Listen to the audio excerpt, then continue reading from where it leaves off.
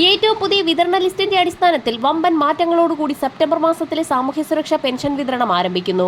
വിതരണ നടപടികൾ ആരംഭിക്കുന്നതിന് മുന്നോടിയായി അനർഹരെ ഒഴിവാക്കിക്കൊണ്ട് ഏറ്റവും അർഹരായ ഗുണഭോക്താക്കളുടെ കൈകളിലേക്കും അക്കൗണ്ടുകളിലേക്കും മാത്രം പെൻഷൻ തുക എത്തിച്ചേരുന്നതിന്റെ ഭാഗമായി സംസ്ഥാന സർക്കാർ 2025 വർഷത്തിൽ ഏർപ്പെടുത്തിയ വാർഷിക മസ്റ്ററിങ്ങിനുള്ള സമയപരിധി സെപ്റ്റംബർ 10 അവസാനിച്ച സാഹചര്യത്തിൽ വലിയൊരു വിഭാഗം ആളുകളെ ഒഴിവാക്കിക്കൊണ്ടുള്ള പെൻഷൻ വിതരണമാണ് സംസ്ഥാനത്ത് ആരംഭിക്കുന്നത്.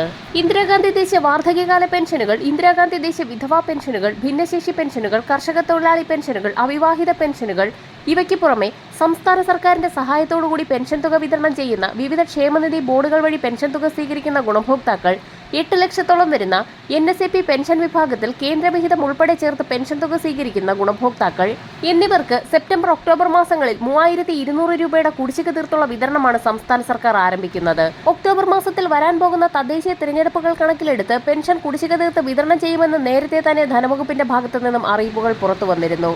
ഇനി വിതരണം ചെയ്യാൻ പോകുന്ന തനത് മാസത്തിലെ പെൻഷൻ തുകയ്ക്കൊപ്പം ഒരു ഗഡു കുടിശ്ശിക ചേർത്ത് ഗുണഭോക്താക്കൾക്ക് എത്തിച്ചേരുമെന്നുള്ള സന്തോഷ വാർത്ത ഈ മണിക്കൂറുകളിൽ പുറത്തു വന്നിരിക്കുകയാണ്. ഗുണഭോക്താക്കൾക്ക് വീണ്ടും 3200 രൂപ വീതം അക്കൗണ്ടുകളിലേക്കും കൈകളിലേക്കും എത്തിച്ചേരും. ഇതോടുകൂടി പെൻഷൻ ഇനത്തിൽ കുടിശ്ശികയായി കിടക്കുന്ന തുക വിതരണം അവസാന ഘട്ടത്തിലെത്തും. മസ്റ്ററിംഗിന്റെ ഫലമായി വലിയൊരു വിഭാഗം അനർഹർ പെൻഷൻ പട്ടികയിൽ നിന്ന് പുറത്താക്കപ്പെടുന്നത് ക്ഷേമ പെൻഷൻ തുകയിൽ വർധനവ് വരുത്തുന്നതിനും കുടിശ്ശിക തീർത്ത് വിതരണം ചെയ്യുന്നതിനും സംസ്ഥാന സർക്കാരിന് സഹായകമായി തീരും. വരാൻ പോകുന്ന തിരഞ്ഞെടുപ്പുകൾ മുൻപിൽ കണ്ടുകൊണ്ട് കെട്ടിട നിർമ്മാണ മേഖലയിൽ കാലങ്ങളോളമായി മുടങ്ങിക്കിടക്കുന്ന പെൻഷൻ കുടിശ്ശികയടക്കം വിതരണം ചെയ്തേക്കുമെന്നുള്ള ആശ്വാസ വാർത്ത കൂടി പുറത്തു വന്നിരിക്കുകയാണ്.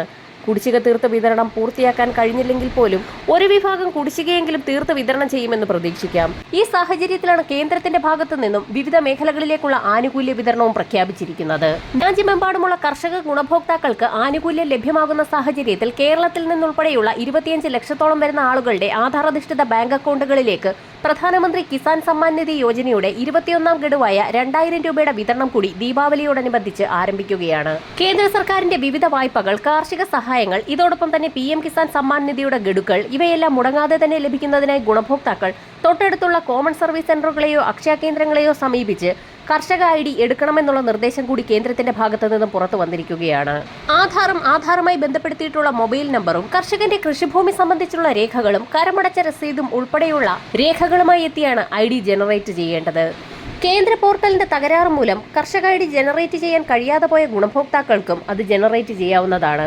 ഇത് സംബന്ധിച്ചുള്ള സുപ്രധാന പ്രഖ്യാപനങ്ങൾ ഉടൻ തന്നെ ഉണ്ടാകും. വരും ദിവസങ്ങളിലെ സർക്കാർ അറിയിപ്പുകൾക്കായി ചാനൽ സബ്സ്ക്രൈബ് ചെയ്യാൻ മറക്കാതിരിക്കുക.